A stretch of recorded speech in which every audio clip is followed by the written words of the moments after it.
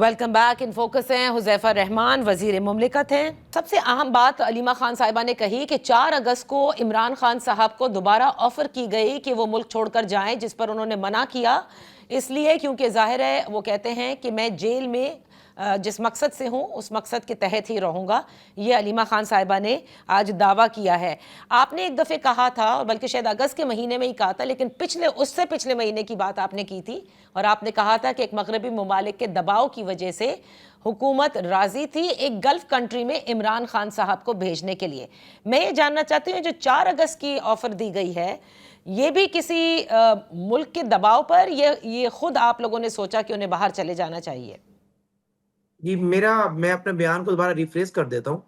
پہلی بات تو یہ کہ یہ کبھی نہیں کہا کہ حکومت پہ دباؤ موجود تھا. میں نے یہ کہا کہ جتنی بھی کوششیں کی گئی ہاؤس آف لارڈز میں، جو انہوں نے قراردادیں پیش کی، رچرڈ گرنیل سے ملے، ان کے بیٹے ملے جا کر، پھر اس کے بعد ہاؤس آف کانگریس میں قراردادیں انہوں نے پاس کروائیں، امریکی ارکان پارلیمنٹ سے ملتے رہے.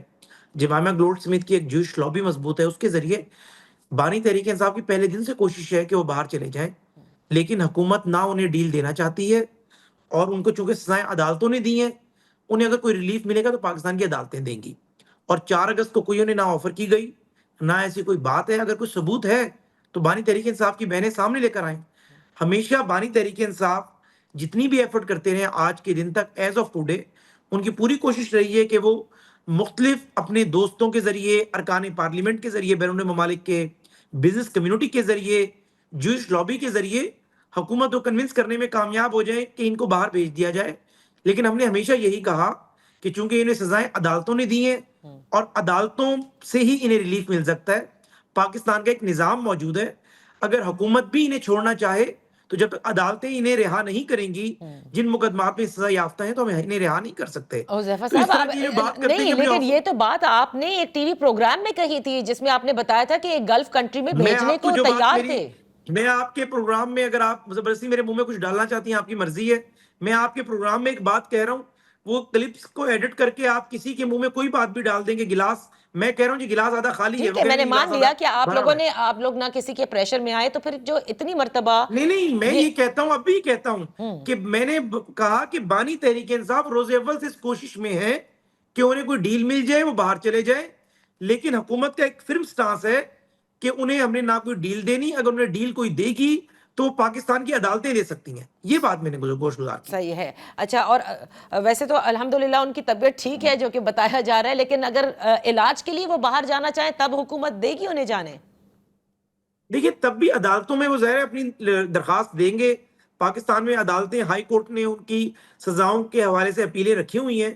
اگر ہائی کورٹ نے پرمیشن دے دے گی اور عدالتیں چھوڑ دیں گی، ہمیں کیا اعتراض ہے پھر؟ اچھا، ہمیں تو ایک مجرم کو اگر عدالتیں ریلیف دیں گی تو ہمارے لیے وہ ایک پاکستان کا شہری ہے، ہم اس کے تمام رائٹس کا خیال رکھیں گے. صحیح، بالکل جیسے پچھلی حکومت میں ہوا تھا کہ بانڈ بھرا تھا شہباز شریف صاحب نے، عدالتوں نے بھرا تھا، اور اس طرح نواز شریف صاحب باہر گئے تھے. عدالتیں کر دیں، ہم پیچھے ہیں عدالتوں کے. ٹھیک ہے. حذیفہ رحمان صاحبہ، آخری میں آپ سے یہ پوچھنا چاہوں گی کہ خواجہ آصف صاحب کے جو بیانات ہیں نظام کے حوالے سے ہوں، سیالکوٹ میں جو کچھ ہوا، ہائی ویز کے حوالے سے جو دے رہے ہیں، اس پر آپ ہی کی پارٹی کے اور کابینہ کے ممبران ہی ناراض نظر آ رہے ہیں.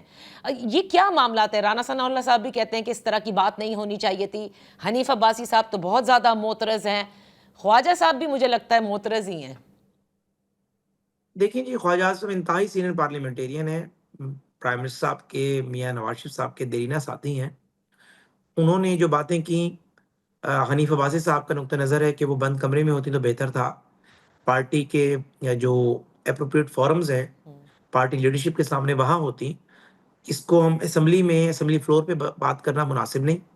تو اسی حوالے سے میرا حنیف عباسی صاحب کی بھی گفتگو پہ یہی رائے ہوگی کہ وہ بھی اگر اس میں درگزر کا مظاہرہ کرتے، جذباتی نہ ہوتے، اور وہ بھی خواجہ صاحب کی ان ساری تقاریر پر اپنی رائے پارٹی کے مناسب فورم پر دیتے تو بہت اچھا ہوتا. لیکن ظاہر ہم نے ایک رائے دے دی ہے، تو میرے لیے وہ خواجہ آصف انتہائی سینئر ہیں اور حنیف عباسی صاحب میرے بہت پیارے دوست ہیں. نظام کے حوالے سے جو وہ کہہ رہے ہیں مستقل، آپ اگری کرتے ہیں حذیفہ رحمان صاحب؟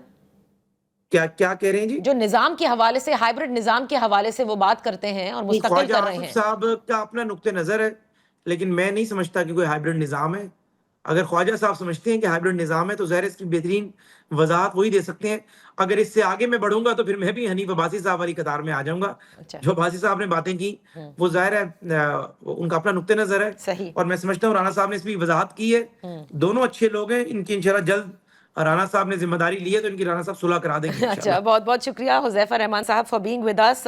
یہاں وقت ہوا ہے ایک بریک کا. بریک کے بعد جب واپس حاضر ہوں گے تو جو باتیں حذیفہ صاحب نے کہی ہیں, وزیر مملکت ہیں اور کہتے ہیں کہ عمران خان صاحب شروع سے ہی ڈیل کے لیے تلاش کر رہے ہیں, لیکن وہ ڈیل حکومت ان کو دینے کو تیار نہیں ہے. اس پر بات کریں گے. تحریک انصاف سے ہمارے ساتھ ہوں گے بیرسٹر علی ظفر.